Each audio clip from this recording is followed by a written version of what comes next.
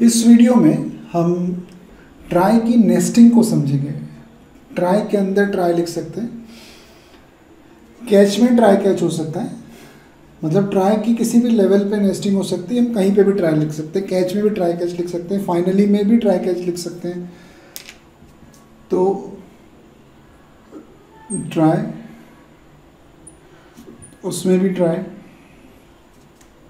यहाँ पे catch, finally, फिर ऊपर वाला ट्राई का कैच, इसका फाइनली,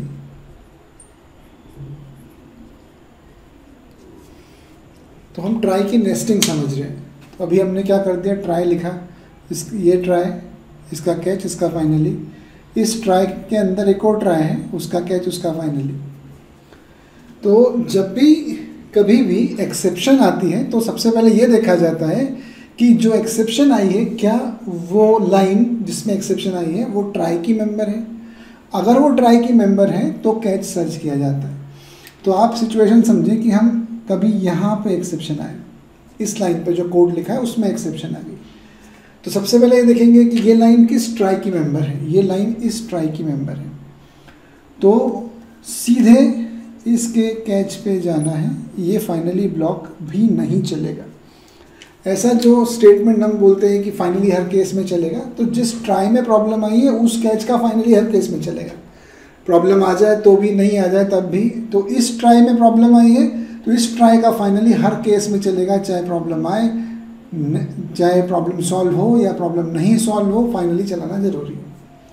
लेकिन अभी प्रॉब्लम इस ट्राई में नहीं आई है, तो इस ट्राई में अगर प्रॉब्लम नहीं आई है तो ये फाइनली नहीं चलेगा।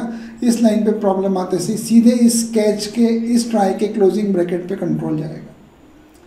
तो क्योंकि इस लाइन पे प्रॉब्लम आई है तो ट्राई के क्लोजिंग ब्रैकेट पे कंट्रोल आ गया, मतलब ये सब स्किप हो गया और ये कैच चलेगा।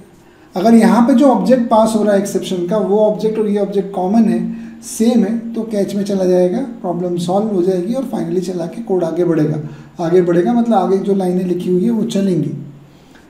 लेकिन अगर यहाँ पे जो प्रॉब्लम आई है वो उस टाइप की प्रॉब्लम यहाँ कैच नहीं की जा रही है, यहाँ पे अर्थमेटिक एक्सेप्शन है, यहाँ पे नल पॉइंटर एक्सेप्शन लिखा हुआ है, तो वो इस कैच में नहीं जाएगा, इस कैच में नहीं जाएगा, लेकिन फिर भी फाइनली चलाएगा और कोड टर्मिनेट हो जाएगा। मतलब ये वाला फाइनली तब चलेगा जब इस ट्राई में प्रॉब्लम आएगी। अब हम दूसरा सिचुएशन समझते हैं। प्रॉब्लम इस ट्राई में आ गई,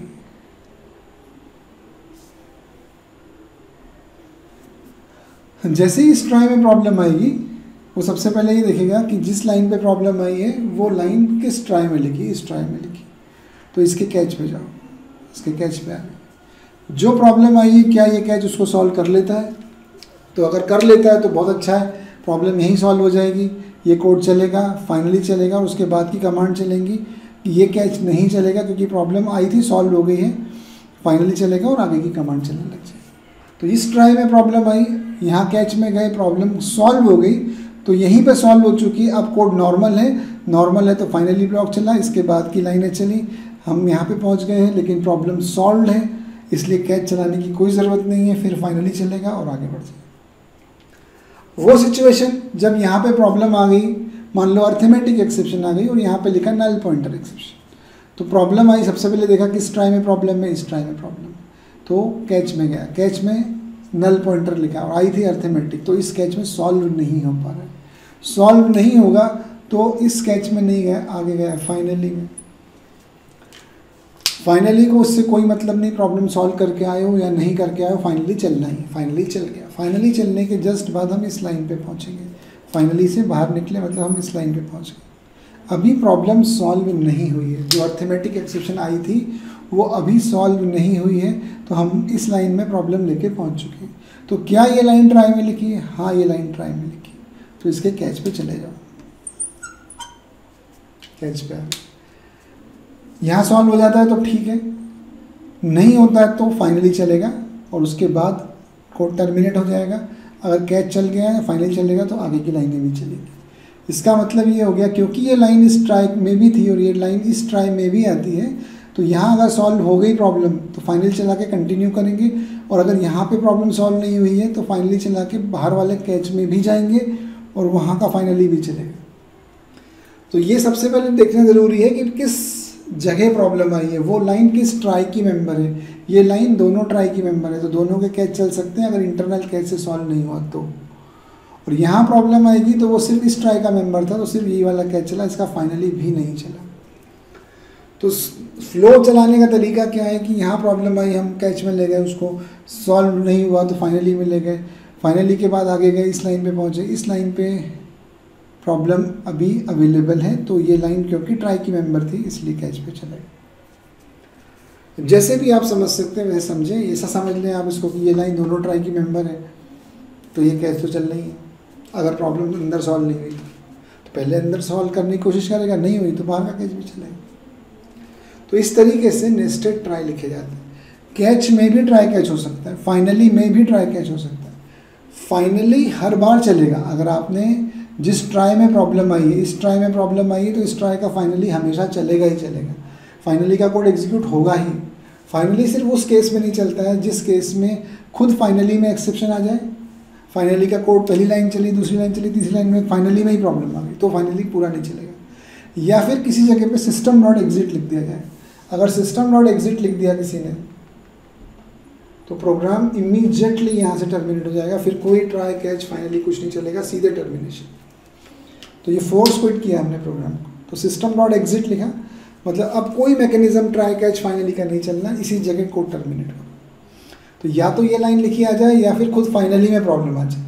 इन दो सिचुएशन के अलावा ऐसी कोई सिचुएशन नहीं है जबकि फाइनली ना चले। जिस ट्राई में पहुंच चुके हो आप, प्रॉब्लम आई है तो फाइनली चलना ही है। ठीक है, तो ये तो हम नेस्टेड ट्राई के बारे में समझे, हम एक एग्जाम्पल से समझते हैं इसको। ये कोड है हमारा, अब हम ये समझना चाहते हैं कि ये कोड किस तरह से चलेगा। तो ये ट्राई है, ट्राई के अंदर ट्राई है, फिर कैच है, फाइनली है, कुछ कमांड्स लिखी है, फिर कैच है, फाइनली है, फिर उसके बाद भी कमांड्स लिखी।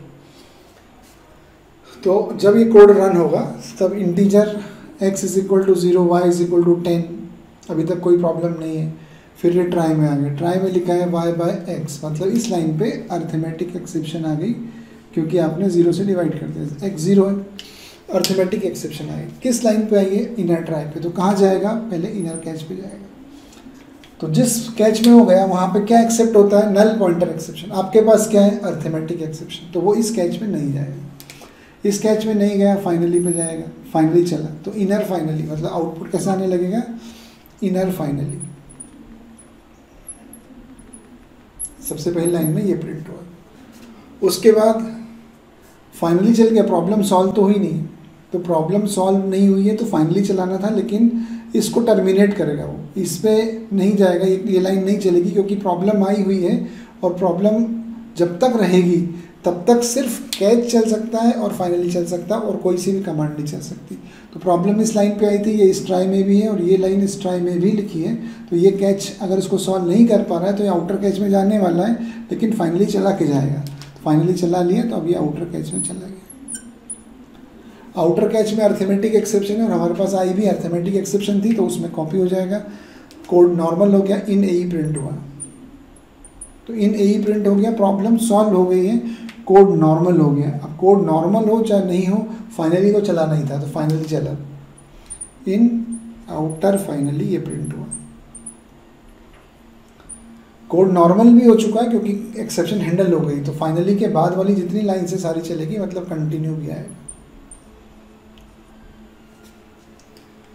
तो अपन ये समझ गए कि जिस लेवल पे प्रॉब्लम सॉल्व हो जाएगी वहाँ से कोड नॉर्मल हो। अगर हम यहीं पे अर्थमेटिक एक्सेप्शन लिख दें तो प्रॉब्लम यहीं सॉल्व हो जाएगी। इन NPE ये जो कोड लिखा है यहाँ चलेगा, फाइनली चलेगा, ये लाइन भी चलेगी, फिर ये कैच नहीं चलेगा क्योंकि इनर में सॉल्व हो गई प्रॉब्लम, इसलिए। तो इस तरीके से नेस्टेड ट्राई के कोड एग्जीक्यूट होते हैं। तो अभी हम समझ गए कि ट्राई की नेस्टिंग हो सकती है, ट्राई के अंदर ट्राई हो सकता है, फाइनली में ट्राई हो सकता है, ट्राई कैच में ट्राई कैच हो सकता है, किसी भी लेवल पे हम ट्राई कैच लिख सकते हैं। समझना सिर्फ इतना है कि किस लाइन में प्रॉब्लम आई है, वो किस ट्राई में लिखा है, वो जिस ट्राई में लिखा है वो उन ट्राई के कैच ब्लॉक्स एग्जीक्यूट हो सकते हैं।